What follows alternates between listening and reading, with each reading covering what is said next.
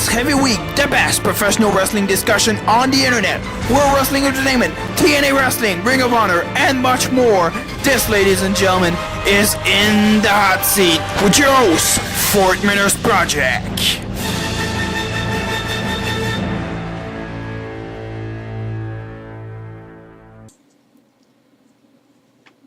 Alright, what's going on, guys, and welcome to this week's episode of In the Hot Seat. And of course, I got a great show lined up for you guys as well. And as well as I do have a brand new guest joining me at this time. And would you like to introduce yourself? Hey guys, that's Truth 787. Alright, and it's a pleasure to have you here. We got a great show lined up, and let's kick things off. I'm actually going to start things off here. And what are your thoughts on Michael Hayes coming back as a manager and managing Tyson Kidd? Personally, I'm a big fan of Michael Hayes coming back to manage Tyson Kidd. I'm just surprised Michael Hayes was the person who was asked to come back, because there's a lot more people backstage who I believe could have filled that management role before Michael Hayes. But, you know, he is incredible on the mic, as you've seen from his AWA days and just watching DVDs from stuff like that. I'm a big fan of bringing managers back in general, because look at Bobby the Brain Heenan in the 80s. He was a forefront for people like Andre the Giant and Hercules, who couldn't really... who were good wrestlers that were really over, but on the mic, they just couldn't cut it anywhere. And Tyson Kidd is a great wrestler. If you watch the match between Tyson Kidd and Trent Redder on Superstars from last week, you'll notice how amazing the match it was. But the only place he likes is on the mic, and I'm happy he brought back to take my friend. Yeah, for me, I'm actually happy that he is managing him. I never really got to see him when he was managing the Hardy Boys at the time. And yeah, this should be something good for Tyson Kidd. I really like Tyson Kidd, and I think he's a great wrestler. They had a good match, of course, on Superstars with Tyson Kidd and Trent Beretta. So hopefully this could be, really, good break for Tyson, and maybe he'll, go over to SmackDown more often and maybe win a title by the, sometime by this year. So that should be very interesting, and I'm looking forward to see how that turns out with Tyson Kidd. Yeah, I agree with that. The one problem, Tyson Kidd, is when they've got Drew McIntyre, Jack Swagger, all them superstars around there, he's never going to get Intercontinental United States Championship. That's the one thing that worries me about Tyson Kidd. Yeah, maybe he'll get into a singles championship, who knows, but, we'll have to to me, they need to bring the Cruiserweight Championship back for him. Oh, yeah, definitely. Alright, the next thing I got here, and it is a return and as well as a debut too.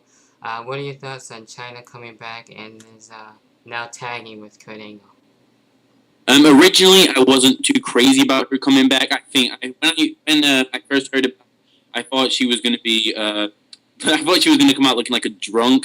I think she was going to look terrible. But when she came out, she looked really good. She actually looked really good. She looked as good as she looked back in 2001 when she left.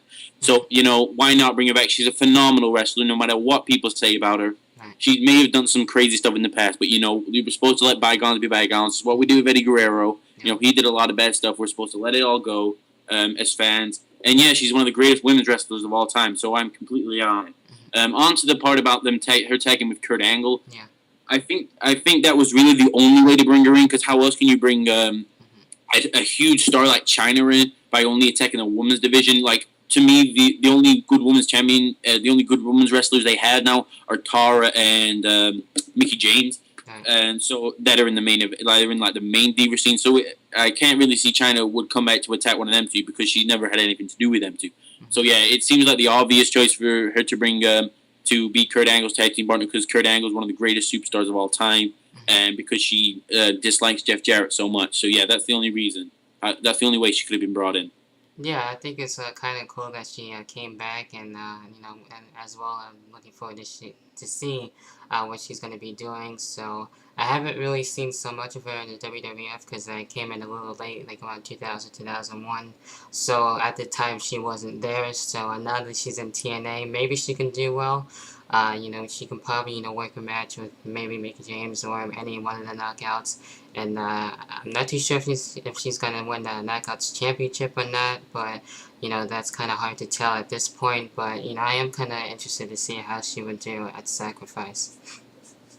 Yeah, I agree with that.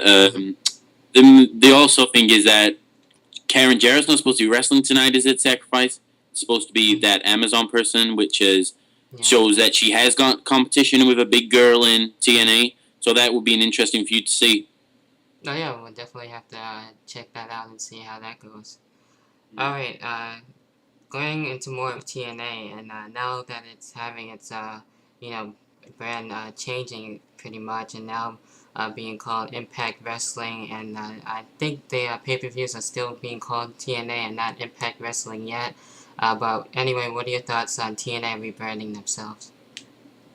I think it's really strange because you won't see WWE changing to say like I don't know wrestling opera. No, they don't want to use the word wrestling, but something like that. Because if you ask anybody that I know from around here who watches TNA, they won't know about this Impact Wrestling thing because they don't watch it like this. So they'll be all into the TNA thing. So why they didn't just change it to TNA Wrestling? That could have been the main title. I know it's just TNA is the free word now. Instead of Impact Wrestling, just had TNA Wrestling. I think that would have been a lot better because. I think it would have made more sense because, losing on the TNA name, because the TNA name is pretty big. It may not be as big as the WWE name, but it is a pretty big, name. And if they get rid of it completely off the thing, I think they'll lose. I think that'll be a pretty stupid decision if they do. And also the fact that it's obvious that they're only doing this to compete with the WWE in wrestling, Yeah.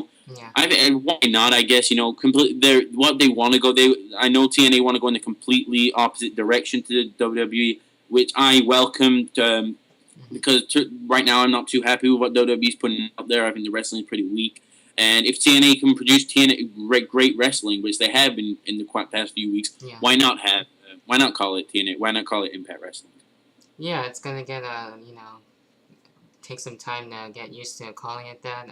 So they definitely have a lot to do to change with TNA instead of changing it to Impact Wrestling. So maybe we'll see more changes and maybe more good things. But only time will tell what's gonna happen throughout the year. I kind of like what they're doing with Mick Foley now that he's doing something since he hasn't been seen for quite some time. So now that he's basically the executive. With the network and everything. So I think that's pretty cool that they, did something with Mick Foley. So, pretty happy about that. So that's it with that. Yeah, And and I am a big fan of Mick Foley. I'm pretty happy to see same. Alright, the last thing I got here, and is it good for wrestling companies like TNA or Impact Wrestling and WWE to edit their cheers and boos, especially when it comes to DVDs? What are your thoughts on that? No, this annoyed me so much because as a wrestling fan, we have a right to freedom of speech, and if they want to edit the chants out, you're taking away the entire point of what wrestling is. Wrestling, you're supposed to be able to cheer for the guys you want, you're supposed to boo to the guys you want. They shouldn't take that thrill factor out of the entrances by taking WrestleMania 27 DVD. They took John Cena's boos out of the DVD. That just adds to all the thrill of the excitement. They take all the boos out, they get less crowd reaction. I think it's a flipping joke that have TNA done it? You said TNA done it before? I'm pretty sure, yeah, they have done editing with their crowds and stuff like that as of late, so yeah, they did do that. Well, they're the same. I think it's completely wrong. As a wrestling fan, you should have freedom of speech, right. And I just totally disagree with it all. Yeah, I don't really like it that much, and it seems kind of, cheesy to me. They should definitely, keep it like when Raw goes live, those are the actual crowd cheers and everything, so that's not edited. And when you go to watch SmackDown or a DVD, it's pretty much edited. But, I guess it's okay, but, I'm not really that much big of a fan of it. So, yeah, I do pretty much agree with what you were saying on that. So, yeah, that's it with that. That's pretty much what I have with the topics and everything. Is there anything else, you want to get your final thoughts on before we end the show? Not really, dude. I just want to tell people to check out Sacrifice tonight because I think it's going to be a very awesome PPV, and you're going to be missing something special if you miss it. Yeah, and definitely, try and check it out. Hopefully, it should be good. So we'll have to wait and see. And I'll definitely, as well, leave a link for people to check you out for your channel and everything down below in the description box. And that about does it for this week's episode of In the Hot Seat. And I'll catch you guys next time. Peace.